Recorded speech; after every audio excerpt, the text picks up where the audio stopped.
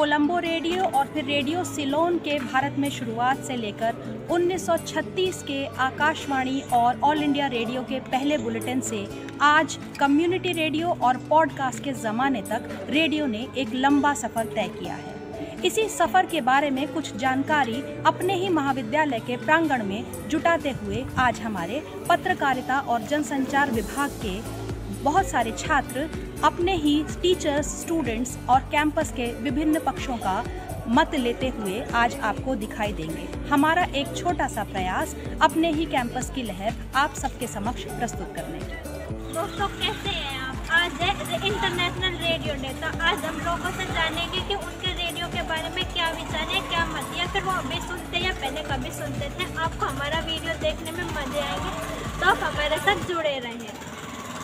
Regarding radio, मतलब मैं अगर अपनी पास्ट की बात करूं तो हमारे लिए रेडियो ही एक ऐसा साधन होता था कि जिससे हमें लगता था शायद म्यूज़िक या कोई एंटरटेनमेंट का source. Because when I was in I think 10th standard, up to that कोई टीवी किसी के घर में नहीं होता था। रेडियो से ही हम सुनते थे और उस पर ऐसे ऐसे गाने भी वो आते थे जो वो देते थे। अब जैसे नहीं कोई भी चैनल बटन चेंज किया और आ गया। स्पेशल कि आज भी वो किसान भाइयों का जैसे या मौसम का हाल सुनाते थे, या किसान भाइयों का, या आपकी पसंद के गाने आ रहे हैं और अच्छे से पुराने गाने एंड एवरीथिंग। तो उसमें ना एक अलग सा करेज होता था कि जो आएगा उनकी मर्जी से आएगा। आज आपका अपना मन है, आपको टीवी पे, रेडियो पे, FM पे, जिस पे भी जो देखना है कि आप कुछ भी देख लोगे। तो आपको ऐसे नहीं है, वो नहीं होता अंदर से एंथुसियाज्म कि पता नहीं क्या दिखा देंगे। तो मेरे ख्याल से वो टाइम ज़्यादा बेटर था कि आपको पता नहीं, बस आप सुनने के लिए बैठे होते आप। नाउअडेज आपका ये मन है कि मुझे अभी स्टार प्लस देखना है तो उस पर आप दबा दो। रेडियो पे भी है, आपको FM देखना है, उसमें अलग अलग जो चैनल्स उस पर भी आने लगे हैं। तो आई तो स्टिल एन्जॉय दैट टाइम, और मेरे घर में आज भी रखा हुआ है रेडियो। वो बात अलग है कि मैं इसको चलाती नहीं।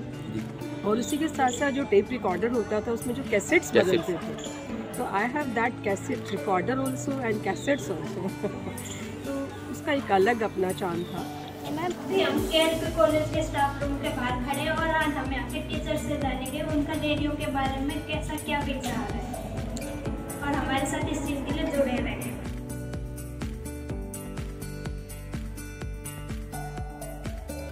टाइम में उसमें रेडियो की थोड़ी कहते हैं उसके बारे में लोग कम जानते हैं, जो नई जनरेशन है। और रेडियो हम जो भी खबर आती है उसको सुनते हैं, लेकिन टीवी देखते हैं, मोबाइल चलाते हैं, उसमें हमारी आँखें और हमारे हाथ और चीज़ें जो है वो ज़्यादा इफ़ेक्ट करती हैं या प्रभावित करती हैं। तो मेरा ऐसा मानना है कि रेडियो जो पहले जितना महत्व था आज भी उतना ही महत्व मेरे लिए। मैं ऐसा मानती हूँ कि उसको वापस स्टार्ट होना चाहिए और आज की जनरेशन को बताना चाहिए। मैं अपनी तरफ से बताना चाहती हूँ कि रेडियो का यूज़ करना चाहिए, प्रयोग करो और अपने काम में वो भी किसी से कम नहीं है। ठीक है, तो रेडियो दिवस के आप सभी को बहुत बहुत शुभकामनाएं। अच्छा रहा है, मुझे 92.7 माय फेवरेट रेडियो चैनल है। आप कौन से डिपार्टमेंट से हो? थोड़ा तेज। तो आप रेडियो सुनते हैं? हाँ, रेडियो मतलब फ़ोन पे ही सुना है। तो कैसा रहा आपका एक्सपीरियंस?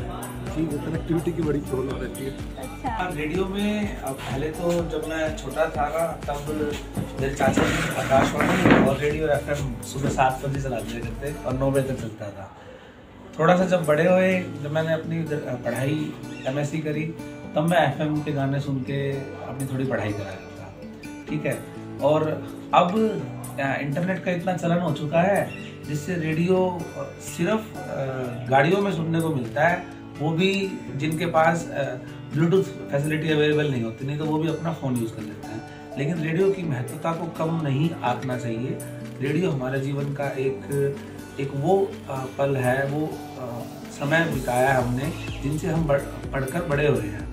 लेकिन आज की जनरेशन रेडियो को नहीं समझ पाएगी, ना उनको पता है, तो हमें इसको जागरूक करने के लिए कुछ अभियान भी चलाना चाहिए। आजकल रेडियो चलता तो है सिर्फ एडवर्टीजमेंट्स के लिए।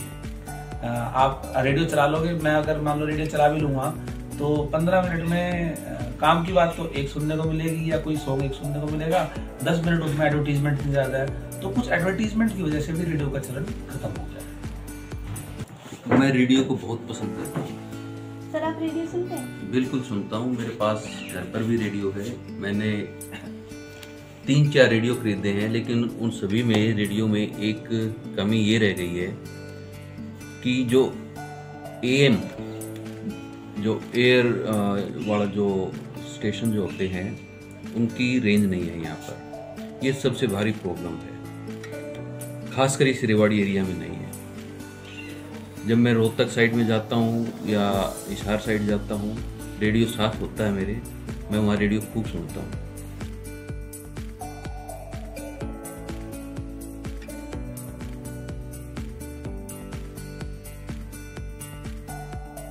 रेडियो दिवस, ये तो रेडियो ने तो क्रांति ला दी है पूरी दुनिया में। और अब रेडियो को कोई सुनता नहीं। देखो पहले कितना सुनते थे सभी हम तो। मैं हमेशा विविध भारती ये चलाती थी। मेरे नाना जी मेरे को मना करते थे, फिर भी मैं उसको चलाती थी। और रेडियो दिवस की बात है। रेडियो मतलब पहले एक कम्युनिकेशन का साधन होता था, और आज की डेट में बहुत से वीडियो सिस्टम और बहुत सी चीज़ें आ गई हैं, लेकिन उसका कंपैरिजन कोई नहीं कर सकता आज की डेट में भी, क्योंकि वो एक छोटी डिवाइस होती थी और उसको कहीं पर भी हम ले जा सकते थे, आ जा सकते थे। तो रेडियो वाले कम्युनिकेशन सिस्टम को फ्यूचर एंड फॉरएवर। FM तो कम चलता है, FM चलता है वो मेनली उस पर, वो रेडियो अपडेट उसके लिए, ट्रैफिक अपडेट्स के लिए ही रहा है मेनली। वरिष्ठ शिक्षक हैं और आदरणीय डॉक्टर बिंदु अरोड़ा जी हैं, ज्योग्राफी से संगीता जी हैं और बॉटनी से भी संगीता, जूलॉजी से भी संगीता जी हैं। तो मैं एक बार सबसे पहले तो बिंदु अरोड़ा जी पूछता हूँ, रेडियो के बारे में इनके क्या विचार हैं? Actually, I think these days radio is almost obsolete for the new generation because they are more addicted to mobile and all. And I think there should be revival of radio क्योंकि radio का जो craze था और radio का जो vision है, I think वो फिर से आना चाहिए। बिल्कुल, इस बात के लिए मैं भी समर्थन करता हूँ आपका, और हम विश करते हैं कि आप जो सोच रहे हो वैसा ही हो। और संगीता मैम, आप अपने विचार रखें। Me also thinking on the same lines as Bindu ma'am said कि हमारी जो न्यू जनरेशन है वो आजकल फ़ोन और टीवी के अंदर ज़्यादा घुस गई है। रेडियो एक तरीके से ख़त्म हो गया। हमने अपने पुराने टाइम में थोड़ा रेडियो सुना है, जैसे क्रिकेट कमेंट्री वगैरह।